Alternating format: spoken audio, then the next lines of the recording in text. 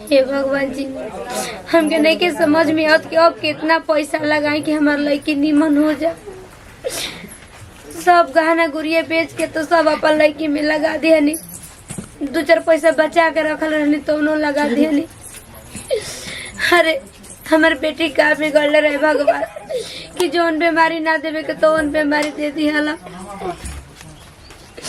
हम बियाह के ने तू कोले रही एने बीमारी निकल गई हमार लड़की। कहाँ रोले बनी हम बताए रोला गावला से माने सब ठीक हो जाई। अरे जितने दिन बुची हमनी के बीच में बानी उतने दिन के इतना खुशी दे देवे के अफसोस मत हो के कोनो बात के। हे कनिया हमारे के यही बात के पछतावा होता कि इतना गहना गुड़िया बेचनी इतना पैसा बिटोर के दल रही सब अपन लड़की में लगनी, आखिर रोग निमन काहे नहीं के होकर। मम्मी जी डॉक्टर जब जवाब दे दिले बाकी इनकर पूरा शरीर में एकदम कैंसर से उठ हो गल बाटे, सड़ गल बाटे, तर पैसा खोकला से ठीक हो जी। भगवान हम भगवान के का बिगड़ रहे कि भगवान हमारे साथ ऐसे कैला। एगो त ननद दियलन ओ इतना कम समय में अलग कर देन को सोचले ना रहनी हो। लेकिन रोई मत मम्मी जी। टोला में तो और केहू के तो बेटी रहली है सब, काहे इतना देवी देवता पूजनी एगो भगवान बेटी दियलन। का करब वो कुछ दिन के बाद बोलाई वाला बड़ा नौकरा के कहल गुल बना के खूबसूरत सृष्टि का ना होकेला, जितने सुंदर बनवलन भगवान उतने कम दिन खाती जी के भेजलन। जसमन जन्म के रह किस्मत में उतने दिन खाती आई बड़ी। हम कैसे हमनी के बानी जाना ओकरे सामने मत बती है जे कनिया ये सब बात रहो रे अपन ममता पर काबू रख। हम जानता नहीं कि माई के ममता ऐसा होकेला कि कतनो बुला तनी कनिया, लेकिन इनमें से निकलते नहीं कि हम का करें। चली पहले 2 बार खाना खाई तो ना कनिया ही मत नहीं के करो, चली खाओ लोग जाके खा ला जा। हम ना खाएं पियम नहीं तर देह टूट जाए। बताई रोवा के देखे रहले कि ऐसे तो अच्छा लगे उनकरा रह पहियन खुश रह के देख के ऐसे चला जाओ करा के खिया दे तनी खाना, लेकिन हम ना खाएं कनिया हमार नहीं के भूख लागो। बुची जी हाँ लीरा और बार बन्हा गई आराम से ठीक नु आ जाके 2 लौंडा के दिखाई बाग भौजी कैसे कहनी तो का है लइकने पर ज्यादा लइकने में न मन लगला जी रौरा के क्या है रउआ केस भाना तो नहीं तो अपन भाई के दिखावत रहनी का ई बताई। हम तो दिखावते आयो गई नहीं हो जानली भौजी मत चेरी ठीक बनू गिर जाम देख के भूया बैठल बनी अन्ना जी रौरा आ सुनी ना कहनी कि जाके रुबिया से एथिया ना मंगनी हो रौरा कॉपी देले रही ना जी।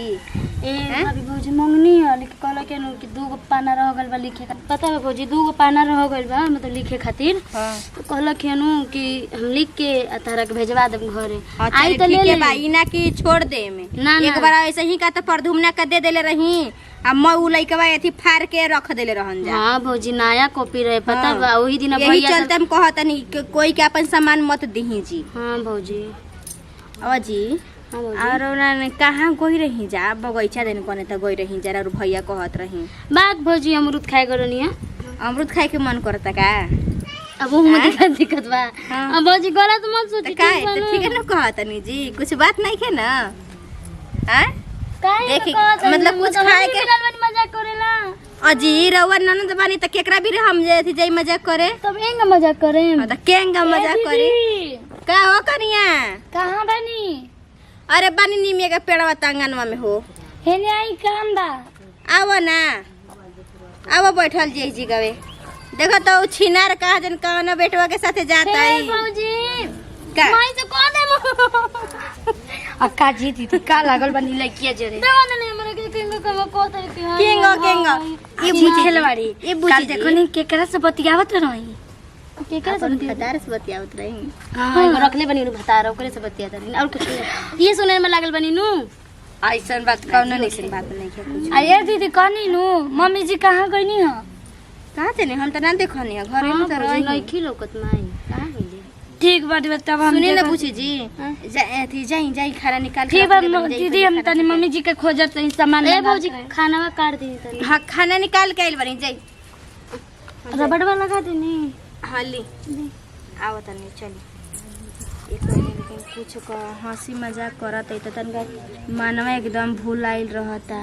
ए दीदी टेंशन में तो सबे के हो बड़वे पूरे घर परिवार हम सोचते ना कि हंसा हंसा कि इनकरा रखी जवन मजाक ना करला, जवन बाची से मजाक करत नहीं का इतना करम भगवानो ना केहू के दुख देवेलन ना तो छप्पर फाड़ के देवेलन आ खुशियों देवेलन तो का करम किस्मत में हुए। हमरा इहे नहीं के बुझात ऐसा सुंदर लड़की के हमने कैसे तैयार देवल जी हो। का कहता नहीं दीदी और हमरा पागल हो गइल बानी का। अरे बुच्ची जी के ना इलाज चलत रहे आ देखो भले जमीन भी बेचे के पड़ जाई ना घर दुआर तो भले बेचाई लेकिन बुच्ची जी के कुछ नहीं कैसे कि इकलौती तो ननद बानी हमनी के हंसे हंसावे खातिर। मम्मी जी हमेशा टेंशन में रहतनी।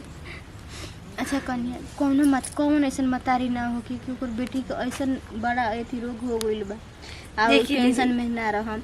बताव हमनी कौन अथी से पाप कइले रहिन जा कि हमनी के ननद के इतना बड़ा दुख देता ना भगवान। दीदी रोग दुख कह के ना आवेला और ये सब बात हम ना चाहिए ना सुनल सुनी ना तो हम का कही दीदी छोड़।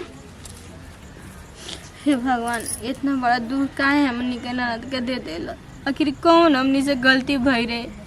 कितना छछना पता एगो हमनी के ननद रहली लेकिन ओकरो के एगो ना एगो अब तू दे देला। का भगवान जी से तू काहे अन्याय करत हमनी के साथे। बतावा बुचिया का दवाई खत्म हो गइल बाटे जा तनी ले अपन संतोष खातिर दवाई करे में ना कर। ए माई कहां जात रू। का हमें लड़की से कहीं कि हम कहाँ जाते ए माई तेरे से एगो बात पूछी। बुचिया जा तनी सब्जी उब्जी लिया ना पहले मैं बात के जवाब दो। का बेटा बोला तू काहे इतना उदास रहत रू। काहे रोए लगलू। अरे पागल कहाँ रोत। अरे काहे हमसे खुश नहीं अगर हम सब ससुरा चल जाए ही से नाराज बरू का। तब ना जाए हम ये रहे। हां ठीक बा हम ये घर में रहे जातो के काल लेके हम बताओ खाए खातिर। हमरा खातिर नु एगो बिस्किट एगो 4 गो चॉकलेट और एगो पेप्सी के बोतल। हां लेके हम जा चल घर जा ठीक। कैसे हम बताइए भलाई किसी के तो क्या हो गइल बाटे हम नहीं कि ना बता सको। ले ओना डिब्बा रख दी छोटा। हमारे कोनो काम नहीं के सुझत भौजी कैसे कि दिन रात ये सोच के मन घबराता कि बच्चे जी हमने के कुछ दिन के मेहमान बाड़े। तू काहे बार-बार ई बतिया घर में खोलत हो बार-बार कहते नहीं सब एकदमे भुला जा कि बुची जी के कैंसर की बीमारी बा बुझलू ना। ए दीदी कैसे भूला जाई दिन भर नटखट के तरह हंसत हमेशा ऐसे कहत रहेलू। बुची जी के कैंसर की बीमारी बाटे तो काहे खातिर बार-बार ई बतिया के घर में खोलत बाड़ू। ए दीदी अपना जी हमरा से सब बात छुपा के रख कुछ कर नहीं जा। यही से सब घर के लोग माई भौजी हमरा खातिर इतना रोवत है। बताओ दोबारा कौन हो जाने के मुंह पर ई ना होके चाहे कि बुची जी की बीमारी बाटे चाहे इतने दिन की मेहमान बाड़ी। सबसे ज्यादा देख रहे मुंह पर रहे एकदम शांत रहिए तो जितना हो सके उतना बुची जी। हाँ मम्मी जी दवाई मिलल है मम्मी जी। दवाई नहीं के मिल सका। रिपोर्ट डॉक्टर कब देवे के कहला। काहे मम्मी जी रिपोर्ट मिल गई बटे का भाई बोली ना मम्मी जी मन घबराता रे का बात बा मम्मी जी। मम्मी जी कुछ तो पता है कि क्या बोल बटे बोली ना मम्मी जी का बात बोलो क्या नहीं की कहो तो डॉक्टर की आज चाहे का दुनिया में तो और लेकिन ना रही ना मम्मी जी कहा थे कि झूठ बातें बढ़े ऐसे बातें घर जमीन जगह जोन में बस सब कुछ बेच दी लेकिन बुची जी के बचा ली मम्मी जी। हमने के बुची जी से हर बातचीत पहले बनी। बुची कहाँ गई कनिया ओके बुलाओ तो घरे में बने बुलाओ। हम ओके 1 मिनट नहीं की छोड़ सका।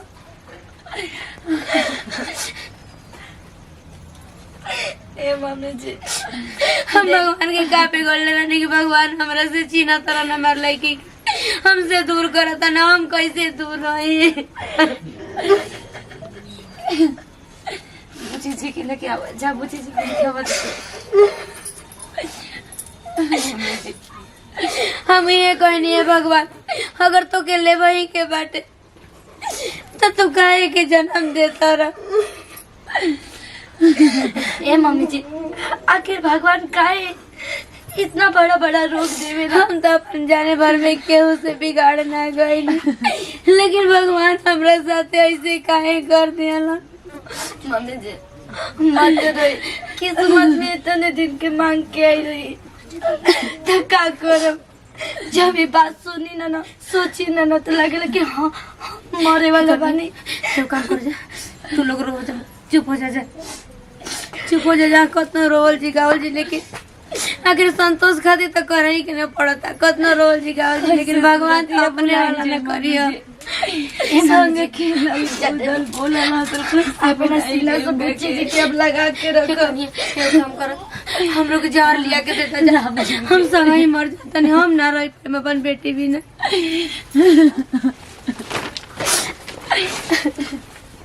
बताओ तो माई हमरा से इतना बड़का बात छुपैली कि हमरा कैंसर बटे। हे भगवान, ई सब काहे तू करत रह हमरा साथे इतना? हम कैसे अपन माई के छोड़ के जाई जी हमरा से इतना प्यार करेली। ए बुच्ची जी। हाँ भौजी। अरे पागल, तू हे जाके काहे बैठल बाड़ो और का बात बाकी रोत ताड़ू? ना भौजी। अरे पागली, तारा आँख में आंसू हमनी के देख सकिन जा, और का बात बाकी तू हे जी आके लता रोत ताड़ू?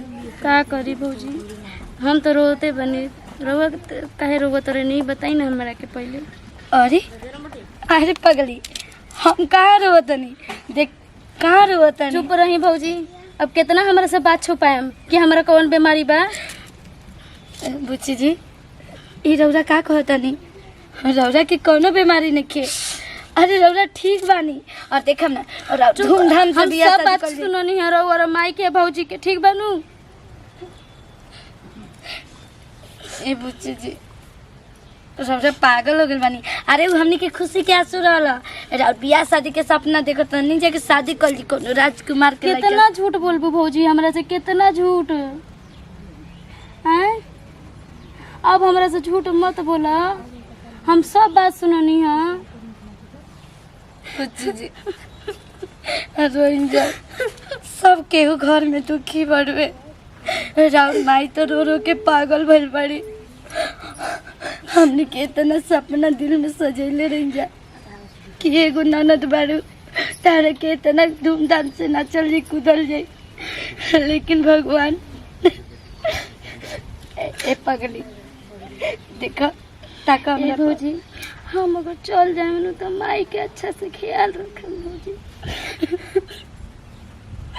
ना बुच्ची जी, ऐसे मत बोले, ऐसे काहे बोला था नी रौरा? पागल है नी। चुप, चल राउर माई इंतजार करे तोड़ी जाई माई के साथ। माई के मत बताए कि हमारा ये सब बात पता है।